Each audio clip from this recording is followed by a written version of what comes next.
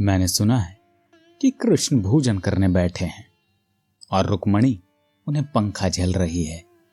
अचानक वे थाली छोड़कर उठ खड़े हुए और द्वार की तरफ भागे।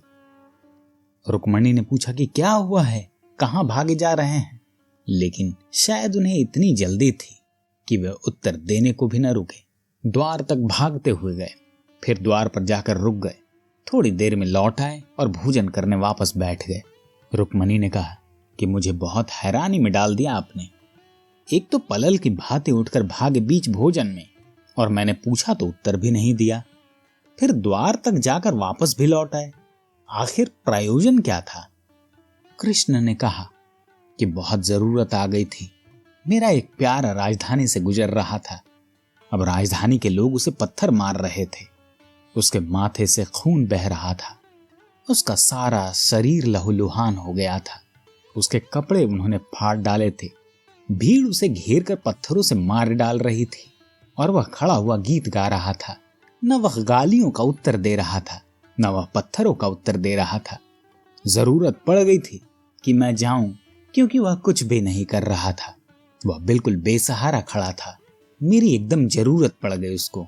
रुक्मणी ने पूछा कि लेकिन अब तो द्वार से बाहर गए नहीं, द्वार तक जाकर वापस लौट आए।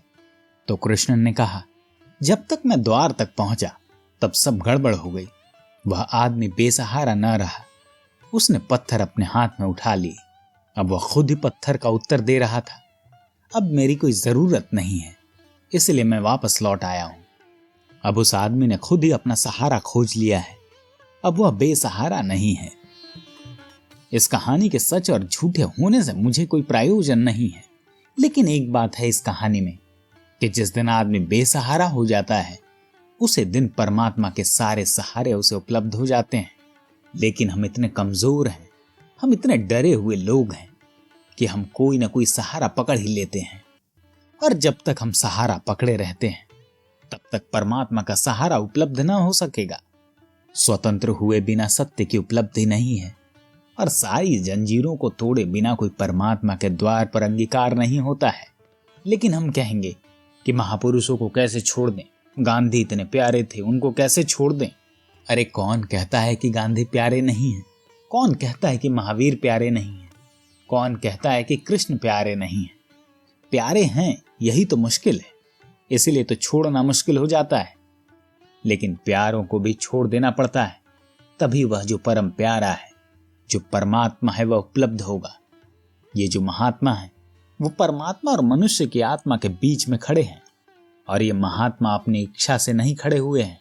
हमने जिनको महात्मा समझ लिया है, उनको खड़ा कर लिया है, और वे हमारे लिए दीवार बन गए हैं। व्यक्तियों से मुक्त होने की जरूरत है, ताकि वह जो अभिव्यक्ति है, वह जो महाव्यक्ति है, उसके और हमारे बीच कोई बाधा न रह जाए। शब्दों और सिद्धांतों से मुक्त होने की जरूरत है, ताकि सत्य जैसा है वैसा उसे हम देख सके। अभी हम सत्य को वैसा ही देखते हैं जैसा हम देखना चाहते हैं, जैसी हमारी इच्छा काम करती है, जैसी हमारी मान्यता काम करती है, जैसे हमारे चश्मे काम करते हैं।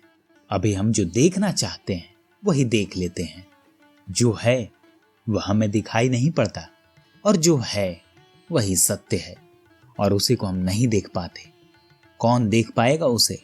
जो है उसे वही देख पाता है, जिसका अपना देखने का कोई आग्रह नहीं, कोई मत नहीं, कोई पंथ नहीं, जिसकी आंखों पर कोई चश्मा नहीं, जो सीधा, नग्न, शून्य, निर्वस्त्र, बिना सिद्धांतों के खड़ा है।